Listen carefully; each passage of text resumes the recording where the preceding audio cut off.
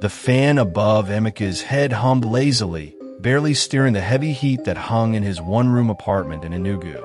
Dust coated the windows, and the curtains, once white, were stained with the color of time and disappointment. He sat at the edge of his bed, staring at a cracked phone screen. It hadn't rung in days. No job offers, no callbacks, just silence. 3 years ago, Emeka Nwachukwu was the rising star in his university's engineering department. Everyone believed he would go far. Lecturers praised him, classmates sought his help, and even recruiters took notice during his final year.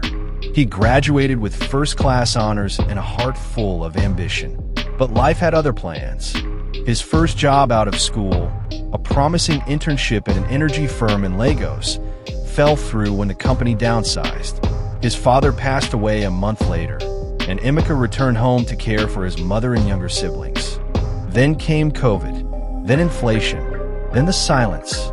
Now, at 27, he sold rechargeable lamps in the local market and fixed generators when he could. Not exactly the future he'd imagined. Some days he woke up before dawn, sat in that same spot on the bed, and wondered what it would take to feel like himself again. That Thursday morning felt like all the others, until his phone rang. It buzzed weakly in his hand, the screen flickering with the name, Professor Ajayi, his old project supervisor, the one who used to challenge him to dream beyond boundaries. "Hello." Emeka's voice cracked, unsure. "Emeka, my boy," came the familiar baritone. "I've been trying to reach you. Are you still working in Lagos?" Emeka hesitated. "No, sir. I'm back in Enugu. Things haven't gone as planned." There was a pause. "Listen, there's a renewable energy startup in Port Harcourt. They're looking for someone with a strong background in off-grid solar systems. I thought of your final year project. I sent them your thesis." Emeka blinked. "You did?" "Yes. They want to speak with you. Tomorrow. Can you be ready for a call at 10 a.m.? Emeka could barely speak.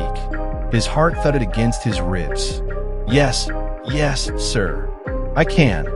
That night, he didn't sleep.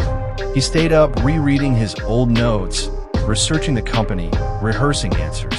The next morning, he borrowed a neighbor's tablet for the video call and ironed the only clean shirt he had.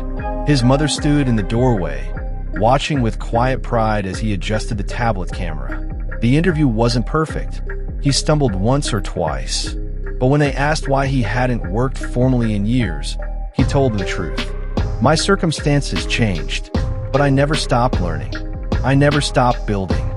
He showed them pictures of the solar-powered lanterns he'd designed from scrap parts.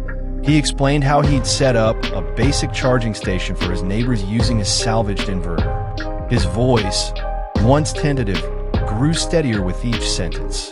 By the time the call ended, he felt something he hadn't in years: hope. 3 days later, the offer came. A 1-year contract with housing. It wasn't Lagos. It wasn't abroad, but it was a beginning. When he arrived in Port Harcourt, his new team welcomed him like family. They worked long days developing solar kits for rural schools, and Emeka found himself thriving again. The project lead often called him the backbone of the team. Months passed. The contract was extended. Emeka started mentoring interns, many from communities like his own. He shared his story during training sessions, telling them how life doesn't always follow a straight line, but you can still draw something beautiful with the curves. Years later, when Emeka was invited to speak at a National Youth Innovation Summit in Abuja, he stood on stage in a crisp navy suit, looking out at a sea of young faces. "I almost gave up," he told them.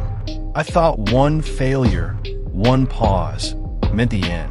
But then came a call, one voice that reminded me who I was. And that's the power of resilience. Sometimes, all it takes is one opportunity, one reminder, one spark." He paused, smiling. "That call didn't just offer me a job. It gave me back myself. So if you're down, forgotten, stuck, this is your reminder. You're not finished. You're not broken. You're becoming." The crowd rose in applause, and Emeka knew the comeback wasn't just his. It belonged to everyone who ever doubted, who ever waited, who ever dreamed. It all began with a call and a decision to answer it.